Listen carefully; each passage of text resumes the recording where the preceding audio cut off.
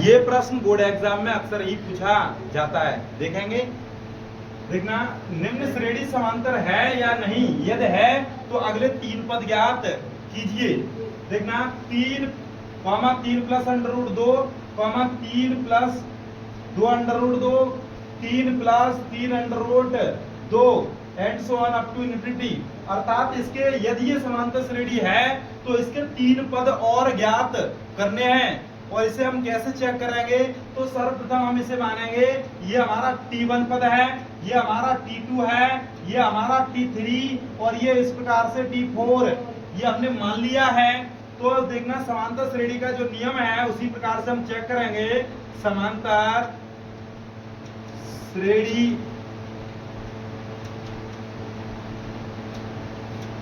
के नियम से क्या नियम है, जैसे इनमें समांतर श्रेणियों में अंतर समान होता है, अर्थात प्रत्येक पद के बीच में समान अंतर, सार्वंतर समान रहता है।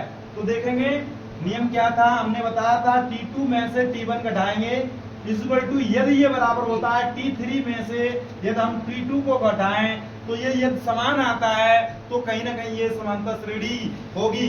तो देखेंगे, देखना T2 हमारा कितना है, T2 है हमारा 3 प्लस 2 अंडर रूट में, देखना 3 प्लस 2 अंडर रूट, देखना माइनस, देखना T1 हमारा कितना है 3। तो इसी प्रकार से T3 हमारा कितना है, देखेंगे 3 प्लस 2 अंडर रूट में 2 माने माइनस, देखना T2 हमारा कितना है, देखना T2 है 3 प्लस अंडर रूट में 2। तो इसे हल करेंगे, देखेंगे, देखना 3 प्लस अंडर रूट में 2 माइनस के 3 equal to 3 plus 2 under root में 2 माइनस 3 माइनस के अंडर रूट में 2। तो देखना इस प्रकार से ये हमारा कैंसिल हो जाएगा, देखना इससे ये कैंसिल हो जाएगा और इससे ये हमारा कैंसिल हो जाएगा, अंडर रूट 2 बचेंगे। और ये देखना 2 अंडर रूट में 2 है, 2 अंडर रूट 2 में से ये हमारा एक अंडर रूट घट जाए तो हमारा बचेगा अंडर रूट में 2। तो इस प्रकार से ये दोनों पद, ये देखना दोनों पक्ष जो है कहीं ना कहीं बराबर हैं, तो अतः यह हमारी समांतर श्रेणी होगी। देखना, अतः यहाँ लिखेंगे, अतः समांतर श्रेणी है। अब इसके तीन और पद ज्ञात करने हैं, तो तीन पद कैसे ज्ञात करेंगे, तो इसके लिए हमें सार्वंतर पता होना चाहिए। वैसे तो सार्वंतर T2 माइनस T1 ये हमारा निकल के आया है अंडर रूट 2। तो देखना हम ऐसे भी ज्ञात करेंगे, सार्वंतर D equal to T2 minus T1 equal to, देखेंगे, देखना 3 अंडर रूट 2 माइनस 3, तो ये हमारा कैंसिल हो रहा है। देखना 3